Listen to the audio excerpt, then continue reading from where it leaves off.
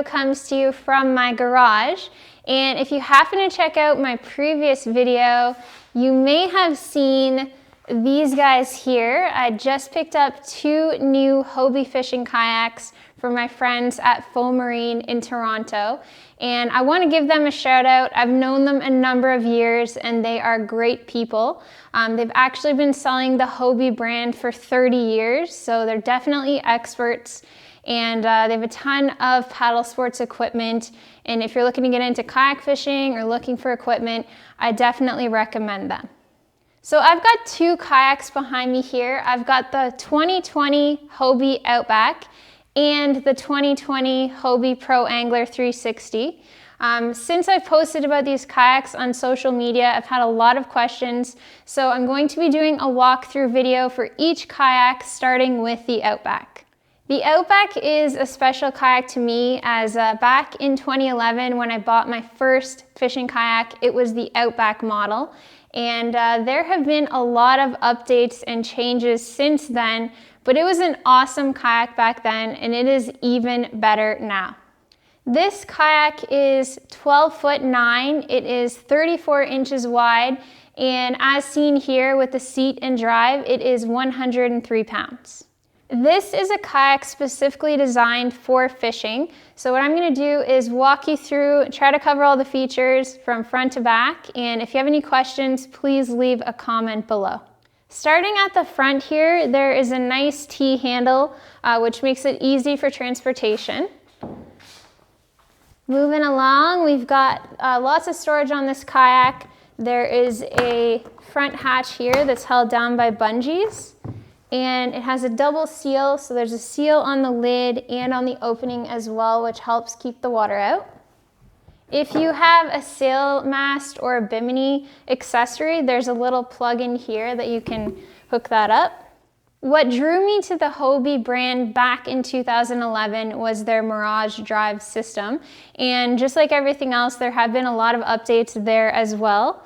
But if you're not familiar with it, this is the Mirage Drive, and what this allows you to do is to fish hands-free. So by pedaling, you're gonna propel the kayak forward, and this particular model has an even better feature which allows you to go in reverse. So by simply pulling on the reverse cable when you've got the drive in the kayak, it flips the fins around and you're able to propel yourself backwards.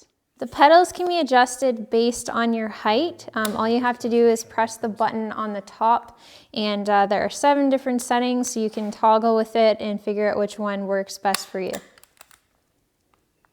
Another cool feature is the kick-up turbo fins, and if you happen to be going into shallow water and you bump into something, what's going to happen is the fins are going to kick up, and then just by pedaling, they're going to reset for you. This kayak does come with a paddle, and you can store it easily on either side. There's a nice bungee there. It's a 2-piece paddle, nice and light, and I use the paddle when I'm launching the kayak, when I'm up shallow and I have the drive taken out, or when I'm beaching the kayak.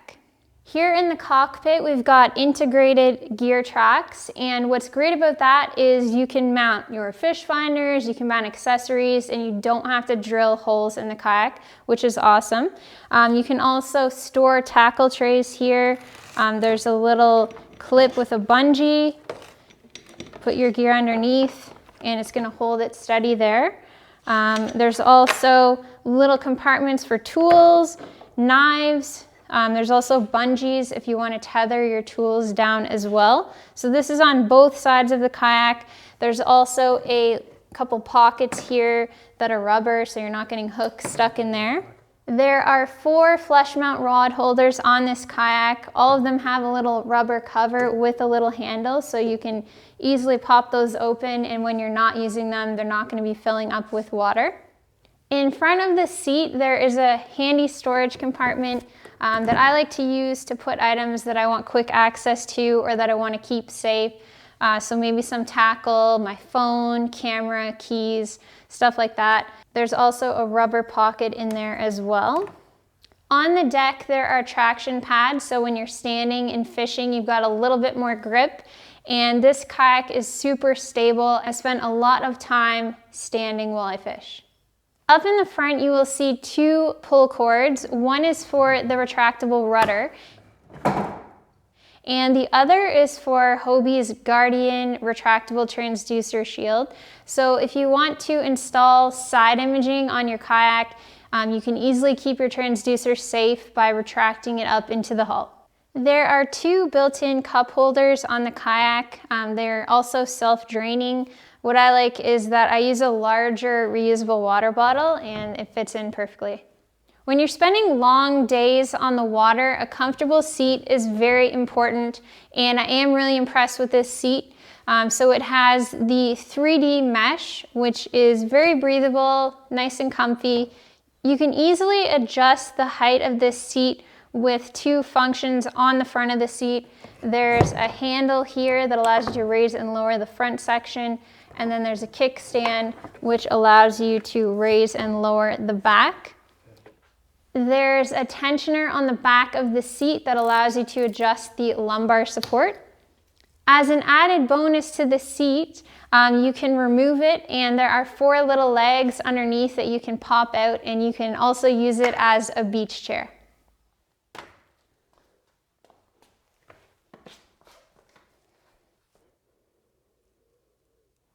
In terms of steering, you can control the rudder with either your right or left hand, as there is a steering handle on both sides of the kayak. For anyone interested in installing electronics on this kayak, as I mentioned before, Hobie has the Guardian retractable transducer shield, and that's installed on the bottom of the kayak. You then can run your transducer cable up through, and Hobie has created an access point here underneath the seat. Additionally, there are 3 waterproof through hull fittings that you can use to run your power cable, your transducer cable. Keeps everything nice and tidy, and it's nice you don't have to drill holes for those in the kayak. Underneath the seat, there are also 2 large carrying handles. Here in the back of the kayak, there is lots of storage. I'm just gonna move the drive out of the way here. So we've got bungees to secure gear down. You can store tackle trays. You can tether them down here with these clips. There's also tracks. You can put tools in there. Moving along back here, you can access the tension for the rudder through this plate.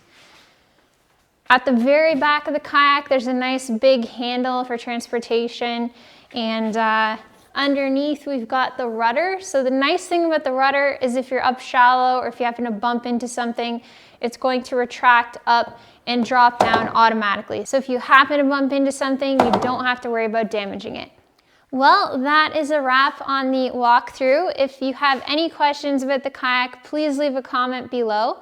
I will be rigging mine with electronics and accessories. So if you are a kayak angler and you have any favorite items, please let me know and I'll be sure to check them out. My next video will be a walkthrough on the Hobie Pro Angler 14 360. So if you want to check that one out, don't forget to subscribe, and I'll see you soon.